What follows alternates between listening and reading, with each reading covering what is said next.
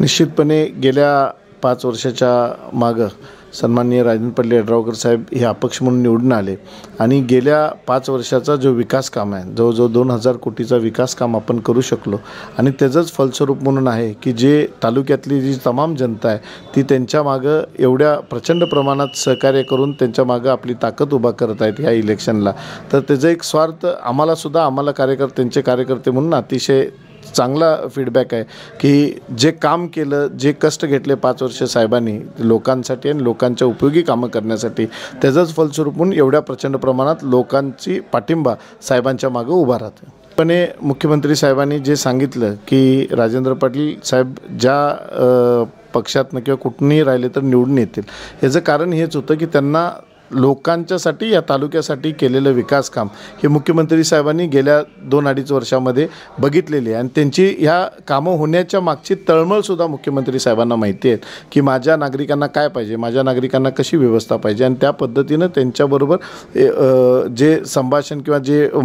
त्यांना माहिती प्राप्त होती त्याच माध्यमातून त्यांनी सांगितलं की तळमळीचे आणि म्हणजे तळमळीनं काम करणारे कार्यकर्ता म्हणून त्यांनी आमदारकीचं हे सगळं काम केलेलं आहे। तर त्याच अनुषंगाने मुख्यमंत्र्यांनी त्याच धाग्यावर सांगितलं की कुठेही राहिलं तर ते निवडून येऊ शकतात, म्हणजे लोकांसाठी केलेल्या कामाची त्यांना पोचपावती लोकच देतील, ह्या माध्यमातून मुख्यमंत्री साहेबांनी त्याचा उल्लेख केला। आपल्या तालुक्यामध्ये जवळजवळ 1,05,000 लाडक्या बहिणींचं फॉर्म भरलं गेलं आणि त्यांना त्यांच्या खात्यावर अनुदानसुद्धा प्राप्त म्हणजे हे सुद्धा प्राप्त झालेलं आहे। तर त्या अनुषंगाने सगळ्यात मोठं म्हणजे हे कामसुद्धा करण्याच्या माध्यमातून यड्रावकर साहेबांनी खास करून लक्ष घातलं। आपले जे त्यांचे समन्वयक होते त्या सगळ्यांचे मीटिंग्स घेऊन त्यांना वेळोवेळी त्यांना मार्गदर्शन करून हे सगळे जास्तीत जास्त कसे आपल्या तालुक्यातनं फॉर्म भरले जातील याच्याकडं साहेबांनी खूप चांगल्या पद्धतीने लक्ष देऊन ह्या सगळ्या गोष्टी करून घेतलेल्या। शारपडचा विषय जर घेतला तर आज जवळजवळ साहेबांच्या माध्यमातून आपण 13,000 एकर आपण शारपड मुक्त करण्याचा जो संकल्पना साहेबांनी घेतले ते गेल्या जवळजवळ 3-4 वर्षापासून त्याचं काम चालू होतं। किंबहुना आज काही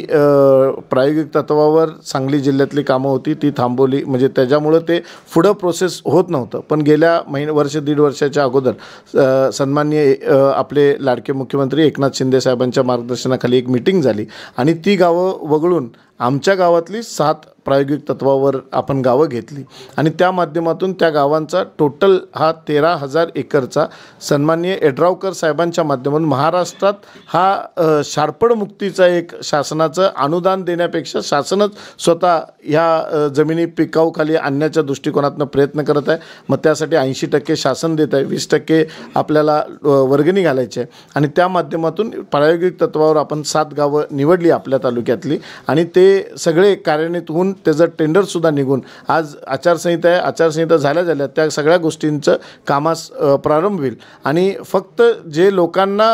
आत्तापर्यंत व्याज भरायला लागत होतं वर्षाला तेवढंच जर अनुदान तेवढीच जर पैसे दिले तर त्याच्यात त्यांचं कायमचं कुठलाही कर्जाचा बोजा, कुठलाही व्याज भरायचं टेन्शन नाही, काय नाही, त्यांना निवांत आपल्या शेती चांगल्या पद्धतीनं करता येईल, ऊस पिकून कुठल्याही कारखान्याला त्यांना ऊस घालता येईल, त्या माध्यमातून एक चांगलं काम या शारपड मुक्तीच्या दृष्टिकोनातून होईल आणि हा एक आदर्श यड्रावकर साहेबांच्या माध्यमातून पूर्ण महाराष्ट्राला ही स्कीम लागू करण्याच्या माध्यमातून एक चांगला निर्णय झाला। गेल्या 2 महिन्याच्या अगोदरच कॅबिनेटला सुद्धा याचा निर्णय झाला आहे। परत आता जलसंधारणला त्यासाठी स्पेशल मीटिंग काही करायचं गरज नाही, ही स्कीमच पूर्ण महाराष्ट्रासाठी लागू करण्यात आलेली आहे।